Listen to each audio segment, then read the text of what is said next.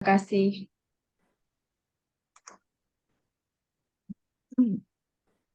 Terima kasih Bu Linawati. Selamat malam Bu Regina dan semua yang hadir pada malam ini. Kita kembali kepada refleksi mengenai hanya melalui keheningan jiwa dan tetap tinggal diam ada kemurnian hati. Kita berada di dalam minggu pertama masa Prapaskah sekarang ini. Kita masih ada 40 hari untuk benar-benar hidup dalam perbaikan, merubah diri kita ke jalan hidup yang lebih baik, sebagai tanda pertobatan kita, dan turut serta dalam mereparasi dosa-dosa dunia, seperti yang diminta oleh Bunda Maria untuk setiap Sabtu pertama, untuk Jumat pertama oleh Yesus, dan melalui hati kudus Yesus, dan juga Holy Face of Jesus. Dari adanya kemurnian hati, maka hidup doa kita pasti akan menuju jalan hidup yang benar dan tepat arahannya, yaitu goalnya kita adalah hanya satu, yaitu menuju surga, di mana kita akan menerima kehidupan kekal bersama para orang kudus. Kita semua terpanggil untuk hidup menjadi orang kudus. Tidak ada, artinya semua itu terlahir untuk terpanggil untuk menjadi orang kudus. Maukah kita menjadi orang kudus? Seperti telah berulang kali saya katakan, mari kita ikuti jejak Bunda Maria yang sangat pendiam dan sangat berani memberi jawaban ya atas terpilihnya dia untuk menjadi Bunda Allah Putra. Demikian juga untuk Santo Yosef yang taat dan sangat patuh dan pendiam juga, telah memberi teladan yang baik bagi kita semua. Dengan berani menerima Bunda Maria dan memelihara Yesus sampai pada usia Yesus masuk ke dalam pelayanan publik. Maka lahirlah Yesus sebagai juru selamat bagi kita semua. Dari kedua Maria dan Yosef yang telah memberikan kelahiran kepada juru selamat kita Yesus. Dari Yesus juga kita belajar banyak sekali. Salah satu adalah hidup doanya di padang gurun sebelum masuk ke pelayanan publiknya.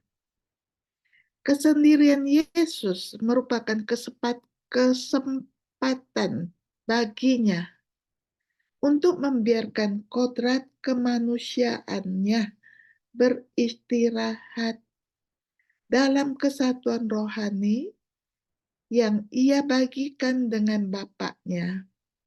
Sebagai Allah Bapa, Allah Putra dalam pribadi Yesus Kristus, dalam wujud manusia, berdiam dalam kesatuan sempurna dengan Bapa-Nya di surga tanpa aktivitas atau gangguan.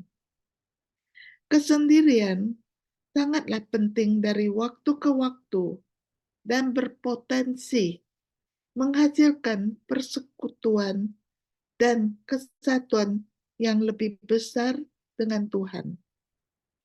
Persekutuan yang lebih dalam dengan Tuhan kemudian memungkinkan kita untuk berbagi lebih dalam lagi dalam persekutuan yang autentik dan suci dengan orang lain. Dengan analogi pikiran, dengan analogi Pikirkan orang yang paling dekat dengan Anda, misalnya pasangan, anak, orang tua, dan teman. Meskipun berbicara dengan mereka itu penting dan membantu membangun ikatan yang erat, berada bersama mereka dalam kesendirian juga memperdalam ikatan Anda. Misalnya, bayangkan sepasang suami istri duduk di malam hari, tidak berbicara, hanya berduaan dalam diam. Kesendirian dan keheningan bersama menghasilkan ikatan spiritual yang mendalam yang tidak dapat dihasilkan oleh pembicaraan.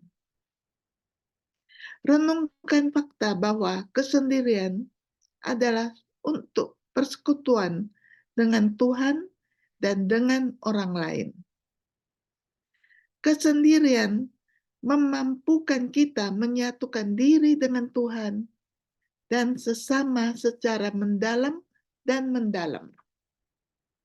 Saat kita memikirkan tentang Yesus yang sendirian di padang gurun, renungkan fakta bahwa di dalam kesunyian dan keheningannya, dia sangat bersatu dengan Bapa-Nya.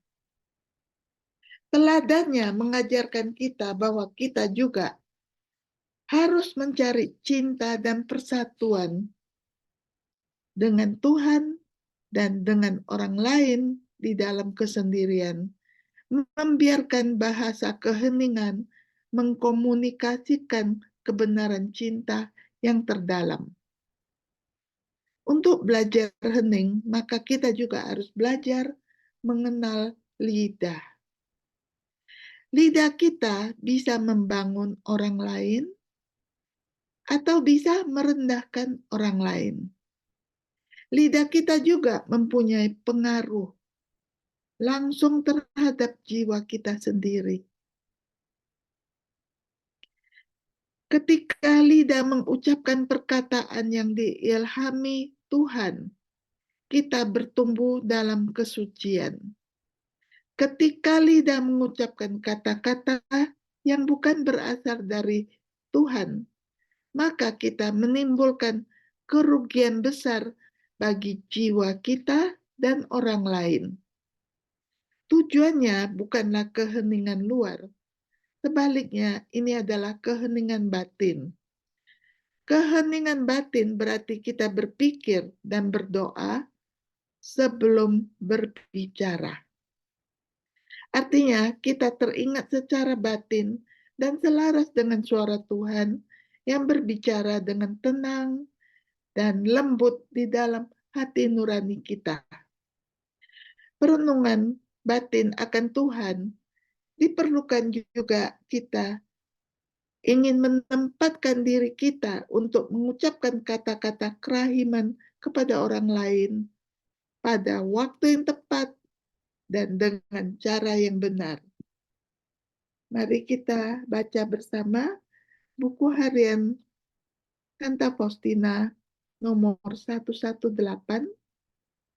Lidah adalah anggota tubuh kecil, tetapi ia melakukan hal yang besar. Seorang biarawati yang tidak tinggal diam tidak akan mencapai kesucian. Artinya, ia tidak pernah akan menjadi santa. Jangan ia menipu dirinya, kecuali kalau Roh Allah sendiri yang berbicara di dalam dirinya, sehingga ia tidak boleh tinggal diam. Tetapi, supaya dapat mendengarkan suara Allah, orang harus memiliki keheningan jiwa dan tetap tinggal diam. Bukan diam ragawi, tetapi diam batinia. Maksudnya merenung di dalam Allah. Orang dapat mengatakan banyak hal tanpa memecahkan keheningan. Dan sebaliknya, orang dapat berbicara sedikit dan terus-menerus memecahkan keheningan. Oh, sungguh tak dapat dipulihkan kerusakan yang disebabkan oleh pelanggaran keheningan. Ia mengakibatkan banyak kerusakan pada sesama, tetapi lebih besar lagi pada diri sendiri. Mari kita semua berusahalah selama masa Prapaskah ini untuk menjadi orang yang terus-menerus selaras dengan suara Tuhan dalam hati nurani kita. Bahasa Tuhan itu nyata dan mengubah. Bahasanya adalah komunikasi yang hening, namun jelas dengan kita. Tuhan selalu berbicara, apakah kita mendengarkannya? Ini saya akan teruskan dalam beberapa hal yang dikutip dari Luisa Picaretta mengenai keheningan. Di dalam catatannya di jilid yang ke-12, 8 Oktober 1919, di situ dikatakan kita harus hidup bersama Yesus di dalam keheningan dan ditinggalkan di dalam Dia agar segala ketakutan, keraguan, dan kelemahan kita hilang. Arti diam sebenarnya ya, di dalam komunikasi Yesus kepada Luisa, putriku, kemanusiaanku tetap diam di bawah pukulan cambuk. Bukan saja mulutku tetap diam, tetapi segala sesuatu di dalamku terdiam. Harga diri, kemuliaan, kekuasaan, dan kehormatan terdiam. Namun dalam bahasa bisu milikku, kesabaranku, kehinaanku, luka-lukaku, darahku, pemusnahan keberadaanku hampir menjadi debu, semuanya berbicara dengan fasih. Dan cintaku yang membara untuk keselamatan jiwa menggemahkan semua kesakitanku. Inilah putriku, potret sejati dari jiwa-jiwa yang penuh kasih. Semuanya harus tetap diam di dalam diri mereka dan di sekitar mereka. Harga diri, kemuliaan, kesenangan, kehormatan, keagungan, kemauan, makhluk, dan jiwa mempunyai hal ini, ia harus tetap tuli dan seolah-olah tidak melihat apapun. Sebaliknya, kesabaranku, kemuliaanku, harga diriku, kesakitanku harus mengambil alih dalam dirinya. Dan semua yang dia lakukan, pikirkan, dan cintai tidak lain adalah cinta yang akan memiliki satu gaung dengan milikku dan akan meminta jiwa-jiwa kepadaku. Kasihku terhadap jiwa-jiwa sangatlah besar, dan karena aku ingin semua orang diselamatkan, aku pergi mencari jiwa-jiwa yang mengasihi aku. Dan yang karena kebodohan kasihku yang sama, mau menderita dan meminta jiwa-jiwa kepadaku. Namun sayang sekali betapa sedikitnya jumlah orang yang mendengarkan aku. Ini tulisan sungguh-sungguh dari Yesus kepada Luisa. Di sini ada 12 tingkat keheningan suci. 12 tingkat keheningan suci yang diberikan kepada Luisa. Keheningan bicara yang merupakan bentuk keheningan yang paling mendasar.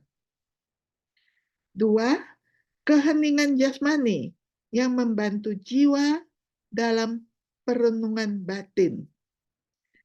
3, keheningan indera yang menjaga pintu gerbang jiwa kita. 4.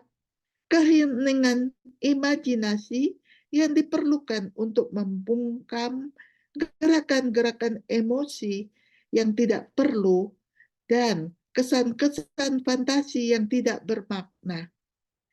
Kelima, keheningan memori masa lalu harus dibungkam, jika tidak, jiwa tidak akan pernah sadar. 6. Keheningan dari percakapan interior.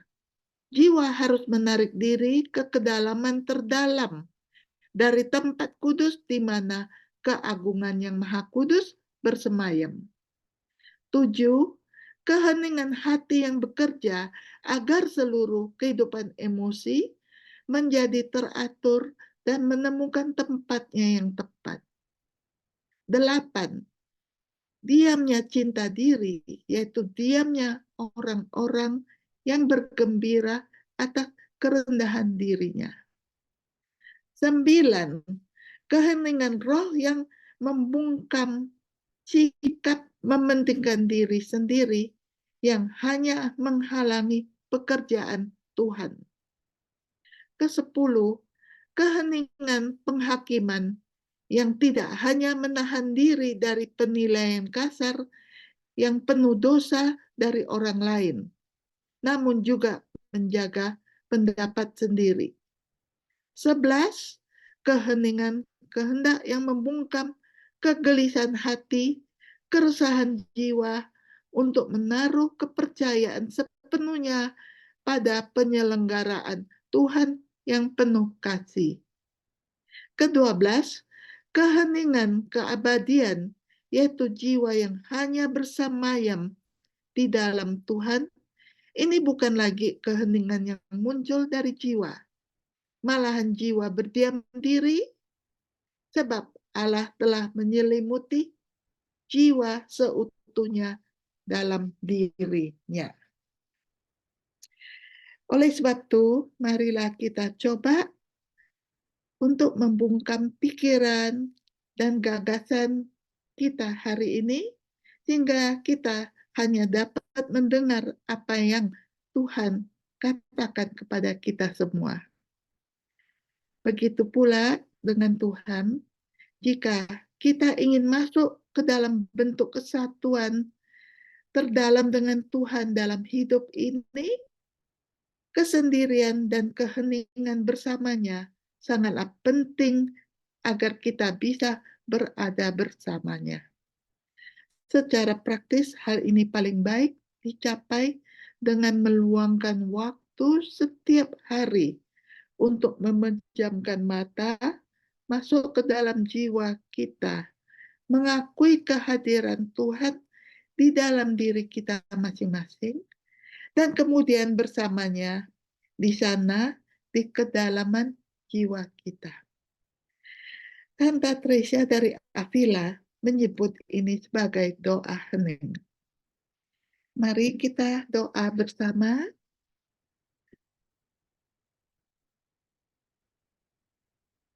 Tuhan, aku menyampaikan kata-kataku padamu hari ini. Bolehkah aku mengatakan hanya apa yang Engkau ilhami untuk kuucapkan? Bolehkah aku mendengar hanya apa yang Engkau ingin aku dengar?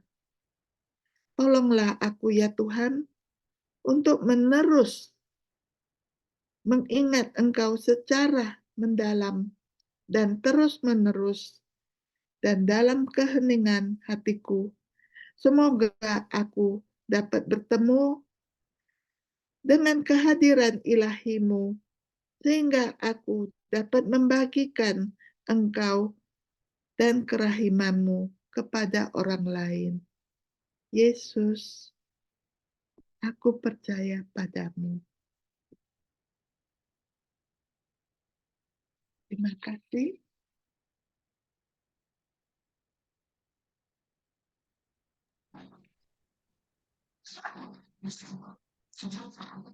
Terima kasih, Bu Cynthia. Bapak Ibu yang terkasih, saya ingin memberikan sedikit poin-poin yang diberikan oleh Ibu Cynthia tadi. bahwa tujuan dari hidup kita adalah hidup menuju kekudusan. Dari Bunda Maria dan Santo Yosef, kita bisa belajar untuk senantiasa hening, dan dari Tuhan Yesus sendiri yang berpuasa 40 hari di padang gurun, juga memberikan teladan untuk hidup dalam keheningan. Melalui keheningan, kita diajarkan untuk bersatu dan memiliki persekutuan yang lebih mendalam dengan Tuhan, dan membagikan persekutuan yang suci dan mendalam itu dengan sesama. Dengan keheningan, kita diajar juga untuk belajar untuk mengenal lidah. Lidah kita yang kecil ini bisa menjadi berkat dan bisa menjadi kutuk bagi sesama. Dengan keheningan, kita juga bisa hidup dengan selaras dengan suara Tuhan, mengubah hati kita. Tadi sudah disebutkan 12 tingkat keheningan yang suci. Tingkat-tingkat keheningan tadi, yang pertama berbicara, jasmani, indera, imajinasi, memori, percakapan interior, keheningan hati, diamnya cinta diri, keheningan roh, penghakiman, kehendak yang membungkam keresahan hati, percaya pada penyelenggaraan Tuhan, dan terakhir adalah keabadian jiwa. Di sini kita juga diajarkan oleh Ibu Cynthia untuk meluangkan waktu setiap hari beberapa menit, merenungkan dan memiliki keheningan, mengakui kehadiran Tuhan dalam jiwa masing-masing. Terima kasih Ibu Cynthia atas pengajaran yang sangat indah dan sangat berguna bagi kita semua. Bapak Ibu dipersilahkan jika ada yang mau bertanya atau sharing iman pada malam hari ini. Dipersilahkan.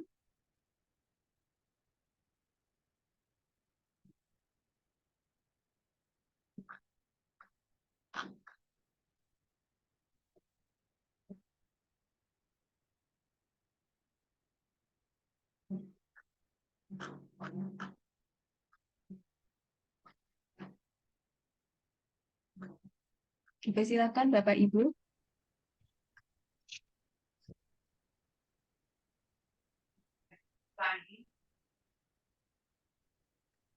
Pak Albert, dipersilahkan. Ya, selamat malam, Bu Lita. Selamat malam, Bu Cynthia. Kedengeran nggak suara Pak saya? Albert. Kedengeran kan suaranya?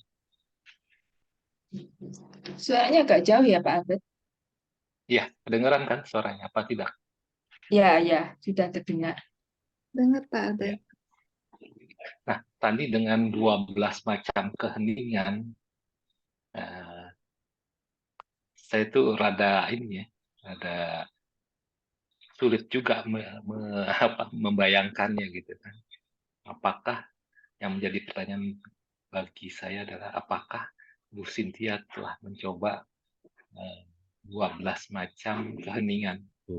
Dan manakah yang menurut Bu Cynthia itu bagi kita awam atau bagi pemula yang baru mendengarkan itu dapat melakukannya?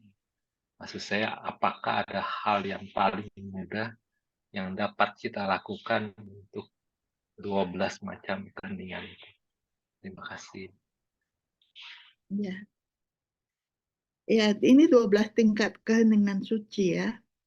Keheningan nomor 1, keheningan bicara, yang merupakan bentuk keheningan yang paling mendasar.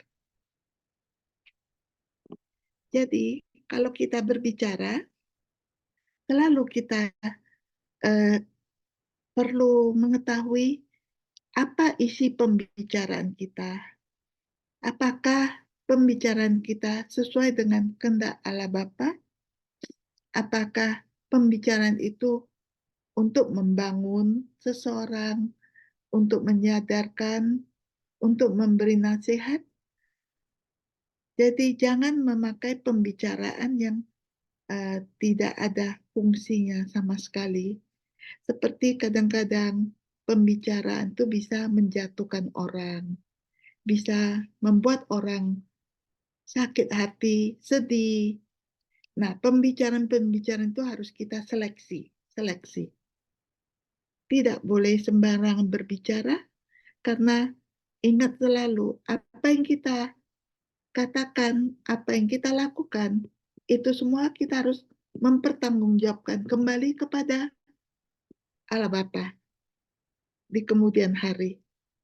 Jadi kalau kita bisa keluarkan kata-kata yang bagus, kata-kata yang membuat orang bersemangat, menghibur, sesuai dengan kehendak Allah Bapa, itu adalah keheningan berbicara yang sangat basic ya, sangat dasar.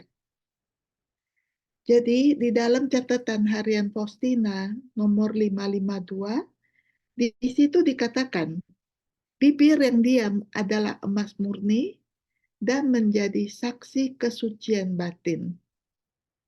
Jadi di dalam pengajaran Yesus kepada Santa Faustina juga telah diajarkan mengenai keheningan dalam berbicara. Jadi juga ingat bahwa di dalam tulisannya Santa Faustina nomor 118 dikatakan bahwa seorang biarawati, ya ini yang diceritakan Santa Faustina adalah di dalam kehidupan biaranya, yang tidak tinggal diam, tidak pernah akan mencapai kesucian. Jadi kita semua itu kan menuju hidup kudus, menuju hidup suci. Mulai dari sekarang kita belajar. Karena semua orang mendapat kesempatan untuk menjadi orang kudus. Jadi artinya Santa itu harus hidup di dalam kesucian, di dalam cara ia berbicara. Jadi dikatakan oleh catatan Santa Faustina, seorang biarawati yang tidak tinggal diam tidak pernah akan mencapai kesucian. Artinya ia tidak pernah akan menjadi santa. Sangat keras dan sangat kuat dalam hal ini. Jangan ia menipu dirinya, kecuali kalau Roh Allah sendiri yang berbicara dalam dirinya, sehingga ia tidak boleh tinggal diam. Kan ada juga para pengkhotbah yang diberi talenta untuk berbicara. Nah, itu ada Roh Allah dalam dirinya, kemanapun ia pergi, ia akan menyebar penginjilan kepada orang-orang. Nah, yang itu dikecualikan. Tetapi supaya dapat mendengarkan suara Allah, orang harus memiliki keheningan jiwa dan tetap tinggal diam. Bukan diam ragawi, tetapi diam batinnya. Maksudnya merenung di dalam Allah. Oleh sebab itu, kehidupan kita 24 jam berputar, di mana kita selalu sibuk. Tapi alangkah indahnya bila kita juga memberikan waktu hening untuk Tuhan. Di dalam waktu kesibukan kita, ambillah waktu kita berhening, mendengar, dan merenungkan sabda Tuhan pada kita. Banyak sekali sabda Tuhan diberikan kepada kita melalui pembacaan dari Alkitab. Jadi itu adalah dasar ya, yang dasar, keheningan yang paling mendasar. Keheningan jasmani yang membantu jiwa dalam perenungan batin. Jadi ini jasmani. Jadi dalam perlakuan kita, dalam tindakan kita, semua itu harus berjalan di dalam sesuai dengan perenungan batin. Kita itu diberi kepekaan, sehingga gerak-gerik kita itu juga harus selalu ditandai dengan kehadiran Tuhan, bahwa di dalam gerak-gerik tubuh semuanya itu keheningan jasmani juga membantu jiwa dalam perenungan batin. Dalam hal kita saat kita duduk, kita tidak berbuat apa-apa, tapi gerakan tubuh kita itu sambil berjalan, kita juga bisa berenung, tidak berbuat apa-apa, tapi kita bisa hening dalam gerakan tubuh kita. Misalnya sambil berjalan, kita bisa berenung, berdoa, rosario, atau berbicara dengan Tuhan saat kita bergerak. Keheningan indera yang menjaga pintu gerbang jiwa kita. Jadi kita diberi indera, panca indera, untuk peka, untuk bisa merasakan apa itu sesungguhnya yang Tuhan inginkan kita dengarkan dan kita praktekkan dalam hidup kita. Imajinasi, keheningan imajinasi yang diperlukan untuk membungkam gerakan-gerakan emosi yang tidak perlu dan kesan-kesan fantasi yang tidak bermakna. Ini jelas ya Pak Albert ya, imajinasi kita itu. Kita perlu membungkam gerakan-gerakan emosi yang tidak perlu dan kesan-kesan fantasi yang tidak bermakna. Keheningan memori, masa lalu harus dibungkam. Jika tidak, jiwa tidak akan pernah sadar.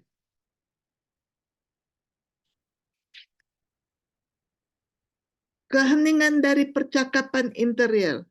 Jiwa harus menarik diri ke kedalaman terdalam dari tempat kudus di mana keagungan yang maha kudus bersemayam.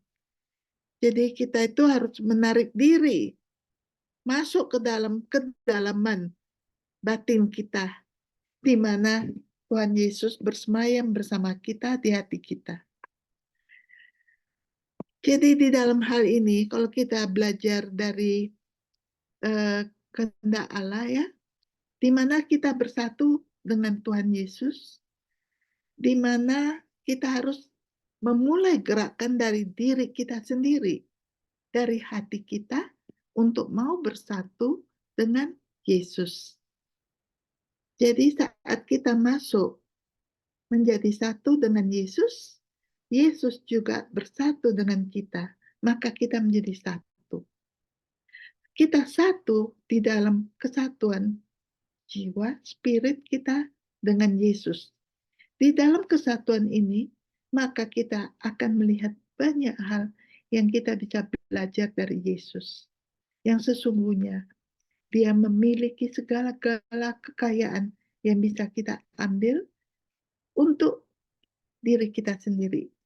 Saat kita bersatu, berarti apa? Human will, keinginan manusia kita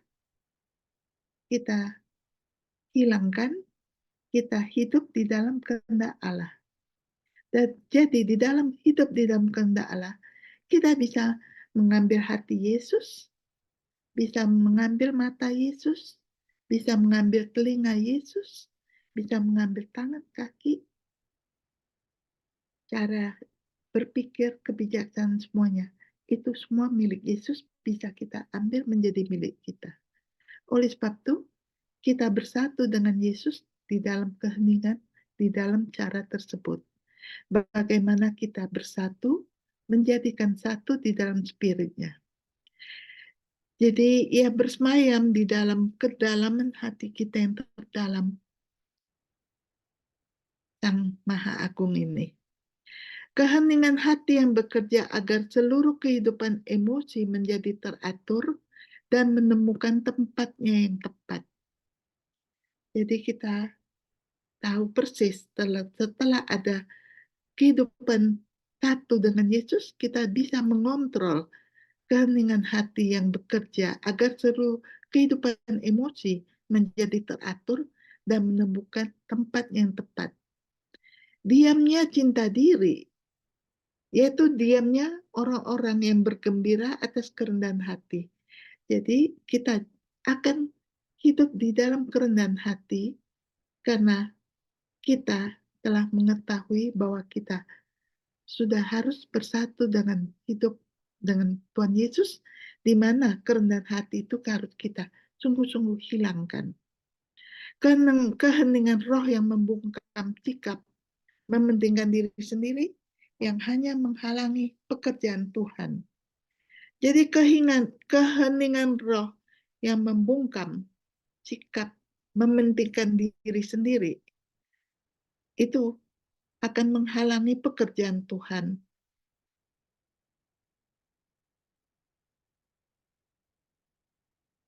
Keheningan penghakiman yang tidak hanya menahan diri dari penilaian kasar yang penuh dosa dari orang lain, namun juga menjaga pendapat sendiri. Jadi ini kita semua belajar dalam keheningan, dalam kehidupan sehari-hari. Ini 12 tingkat keheningan suci. Jadi dalam memberikan penghakiman, kita juga harus berhening untuk menahan diri, untuk tidak terlalu cepat berkata-kata dan menilai kasar, dan keheningan kehendak yang membungkam kegelisahan hati. Nah, kalau kita dalam kegelisahan hati, ada kesusahan jiwa untuk menaruh kepercayaan sepenuhnya pada penyelenggaraan Tuhan yang penuh kasih. Kita harus ada keheningan kehendak untuk membungkamkan kegelisahan hati dan kesusahan jiwa. Jadi kita percaya sepenuhnya pada penyelenggaraan Tuhan yang penuh kasih. Kita juga ada keheningan keabadian, yaitu jiwa yang hanya bersemayam di dalam Tuhan. Ini bukan lagi keheningan yang muncul dari jiwa, malahan jiwa berdiam diri, sebab Allah telah menyelimuti jiwa seutuhnya dalam dirinya. Jadi kita kalau sudah bersatu dengan Yesus, kita nggak perlu berbuat apa-apa lagi. Yesus yang mengambil alih semuanya untuk kita. Jadi ini memang ada lebih agak sedikit ini, tapi pelan-pelan kita bisa mengerti semuanya ini. Gimana Pak Albert?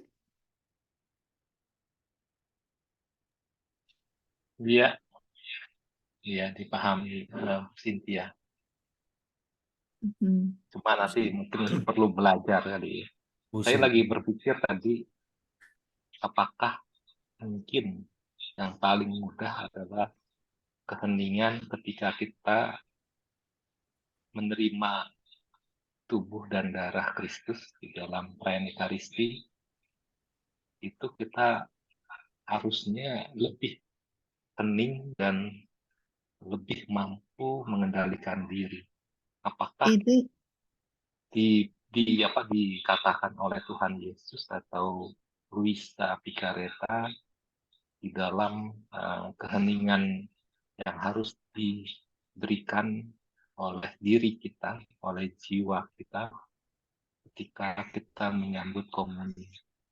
Saya lebih berpikir bahwa pada saat itu Yesus memang sungguh hadir dan sungguh nyata ada di dalam diri kita. Tapi mungkin saya menyadari seringkali kita terlalu bising atau terlalu terlalu aktif begitu dengan diri kita sendiri. iya. Terima kasih. Jadi yang